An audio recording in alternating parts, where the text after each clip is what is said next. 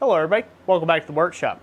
So in this video I'm going to show you a quick little shop hack, or I guess I would say a vise hack, if you're doing high-end or decorative chasing in a vise. And this is to help prevent slipping down of the hammer as you're doing chasing work or chisel work on the side of a hammer or whatever you may be working on that needs decoration. So hope you guys enjoy the video, and let's jump right into it. So here we are at the vise. Real quick, it's an easy hack, if you will. One thing I like to do to prevent slippage in vise jaws and marring of the workpiece, I like to have copper jaws or soft jaws on a vise. Now, these don't have to be copper jaws. These could be leather jaws. These could be wood jaws, whatever, as long as it's not engaging hot work. So this is just a regular little bench vise that I have on here, set up in my finishing shop. And I'll pull that out of there. This is a hammer that I'm working on currently, doing some decorative chasing work and basically high relief engraving. So that's what I'm working on right now currently as a project. And the simple device that you make is just out of any old 2x4 that you have, and it looks just like this. Let me back this camera angle up just a little bit. Hopefully that's still in focus. So that's what it looks like. It's a simple wooden saddle. Nothing to it. Again, made out of like a 2x4. This was actually made out of like a 2x3 instead, so it's a little shorter.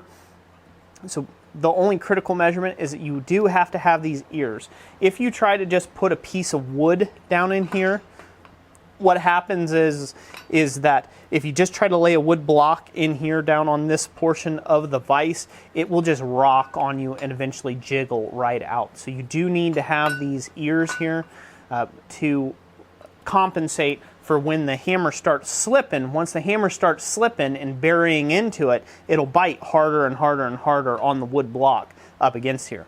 But until it does that, after 10 minutes or so of hammering, it's going to slip out on you, so you don't want that. So you've got to have these little ears here.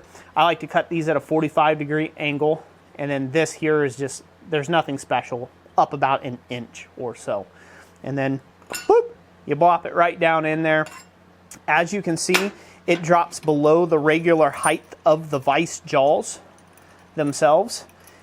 And the key for that, to be able to do that, you want it to drop below those vise jaws itself, because if it's sticking up here in the vise jaw and you have something slightly smaller in width than what this is, it'll bite the piece of wood and it won't bite your stock, whatever you're working on. So yeah, so you just slip that in there. You can make them in different thicknesses, obviously, out of different boards. Here's a piece out of some 1/2 inch thick plywood.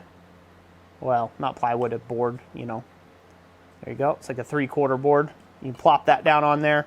And then again, the critical dimension is that this here has to fit this part here. So you take a measurement off of that. You could use a pair of calipers or whatever you want to do to take the measurement off of here to make your slot. Drop it in there, and boom, you're off to the races. You can start chasing on stuff a lot smaller. This is very handy on things like this, where you've got something tapered, like this ring drift that I made recently. You can lay the ring drift in there now on the taper, and you can tighten this up, and now the vise is holding it from slipping forward and back, left and right, and stopping it from jumping out, and the wood block is stopping it from sinking down. Without the wood block, you can hammer on this, and it'll go right on down on you. So if I just hammer right there,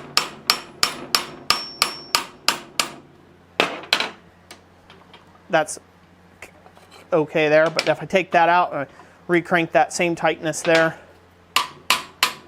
as you can see, there's a big difference. And that's an extreme. You really wouldn't be hammering out that far.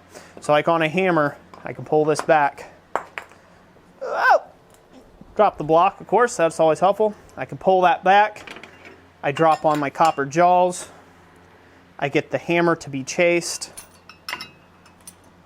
Let it sit on the wood, and then crank the vise tight, and now it's tight and it's touching in 3 planes. So that is a very secure way of having that, and now you can go back on to doing your chasing work and not have that thing slipping around front and back in working it. It's really only critical if you're ever only going to do the sides of a hammer. The top and bottom don't matter, but if you're ever going to do a panel hammer or something that needs decoration on all 4 sides, you need to be able to protect all 4 sides, and that's how you do it. So that's it for today. I hope you guys enjoyed it. As always, drop your comments, questions down in the comment section down below, and God bless you. We'll catch you on the next one. Thanks for watching.